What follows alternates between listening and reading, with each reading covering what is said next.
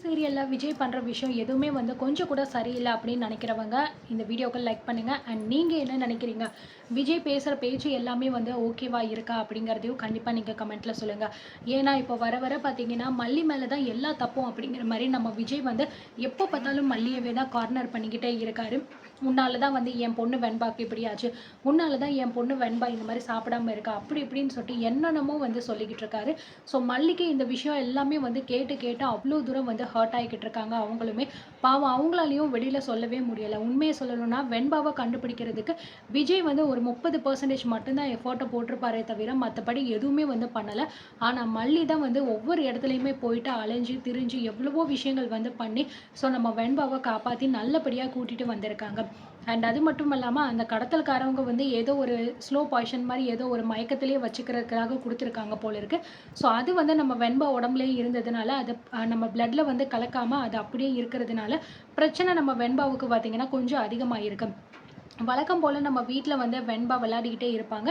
And அந்த நேரத்தில வந்து வெண்பா எங்க அப்படிங்கிற மாரி கேட்கும்போது, "இங்கே தானே விளையாண்டுக்கிட்டு இருந்தா" அப்படிங்கிற மாரி சொல்லிக்கிட்டு இருக்கும்போது, அந்த விஜய வந்து கவனிக்க வந்த அந்த ஆள்கிட்ட வந்து, "மோகன் நீங்க போயிட்டு வந்து வெண்பா எங்க இருக்கான்னு பாருங்க" அப்படின்னு சொல்லும்போது, வெளியில பார்த்தீங்கன்னா, வாசல்ல நம்ம வெண்பா விளையாண்டுக்கிட்டே மயங்கி விழுந்திருப்பா.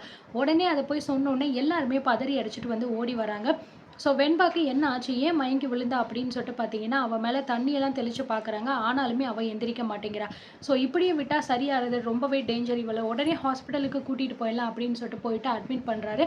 ஹாஸ்பிட்டல்ல டாக்டர் செக் பண்ணி பார்த்துட்டு இருக்கும்போது கூட நம்ம மல்லிய தான் வந்து விஜய் ரொம்பவே திட்டுறாரு.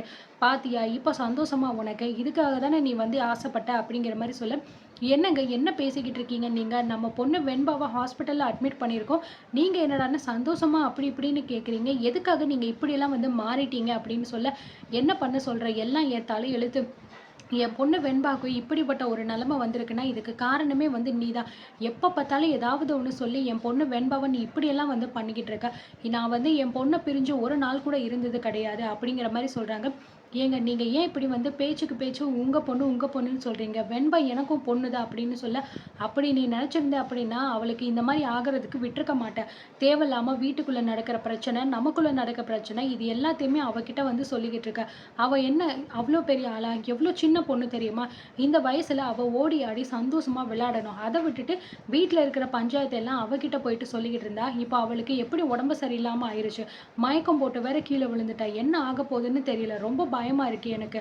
அப்படிங்கிற மாரி விஜய் பார்த்தீங்கன்னா, ரொம்பவே வந்து எமோஷனலா கத்திக்கிட்டு இருக்காரு. ஸோ வார்த்தைக்கு வார்த்தை "என் பொண்ணு, என் பொண்ணு" அப்படின்னு சொல்லிட்டு நம்ம விஜய் வந்து சொல்லிக்கிட்டு இருக்காரு. இத கேட்டு நம்ம மல்லிக்கு ரொம்பவே மனசு வந்து ஹர்ட் ஆகுது. ஸோ கடவுளே! இவர் வந்து ஏன் வந்து எப்ப பார்த்தாலும் வெண்பாவ வாய்க்கு வாய்க்கு "என் பொண்ணு, என் பொண்ணுன்னு" சொல்லிக்கிட்டே இருக்காரு. இதெல்லாம் நான் வந்து கேட்டுட்டு இன்னும் வரைக்கும் இருக்கணுமா? வெண்பாவ நான் எந்த அளவுக்கு நேசிக்கிறேன், எந்த அளவுக்கு வெண்பா எனக்கு உயிரா இருக்கா, அப்படிங்கிற விஷயம் ஏன் இவருக்கு புரியவே மாட்டேங்குது.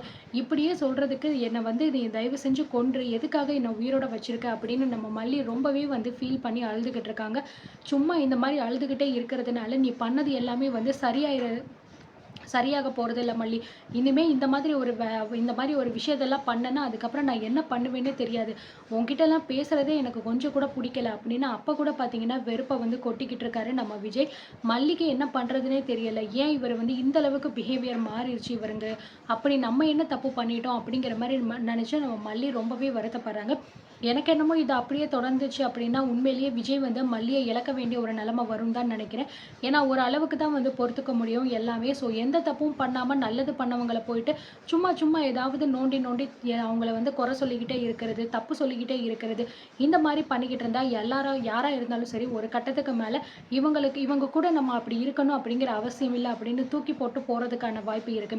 நம்ம விஜயும் உண்மையிலேயே இத வந்து கிரியேட் பண்ண போறாரு அப்படின்னு தான் நெனைக்கிறேன். ஏன்னா, மல்லி ஆல்மோஸ்ட் இப்பவே பார்த்தீங்கன்னா, அப்படி நெனைக்க ஆரம்பிச்சுட்டாங்க. இவ்ளோ தூரம் நம்ம வந்து எவ்வளவோ நல்லது பண்றோம். வெண்பாவ நம்ம இவ்ளோ நல்லா பார்த்துக்கிறோம். ஆனாலுமே இவர் வந்து நம்மள இப்படிலாம் பண்ணிக்கிட்டு இருக்காரு. ஸோ இவ்ளோ தூரம் நம்ம கஷ்டப்பட்டு இவர் கூட இருக்கணுமா? அப்படிங்கிற அளவுக்கு நம்ம மல்லிக்கு தோண ஆரம்பிச்சுருச்சு. அண்ட் ஹாஸ்பிட்டல்ல அட்மிட் பண்ணியிருக்கிற வெண்பாவுக்கு எதுவும் ஆயிறக்கூடாது. அவ நல்லபடியா வந்து பொழைச்சு வந்துரணும். அவளுக்கு எதுவுமே இல்ல அப்படின்னு டாக்டர் சொல்லணும் அப்படிங்கிற மாரி நெனச்சு நம்ம மல்லி பார்த்தீங்கன்னா, வேண்டிக்கிட்டே இருக்காங்க கடவுள்கிட்ட.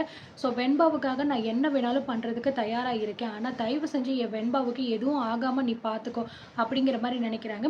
ஏற்கனவே பார்த்தீங்கன்னா, வெண்பாவுக்கு இப்படி மாறி மாறி பிரச்சனை இருக்கு. இதில மல்லி பிரெக்னன்ட்டா இருக்கிற விஷயம் இன்னும் வெளியவே தெரியல.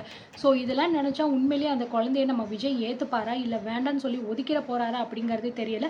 என்ன நடக்க போகுது அப்படிங்கிறத நம்ம பொறுத்து இருந்து பார்க்கலாம்.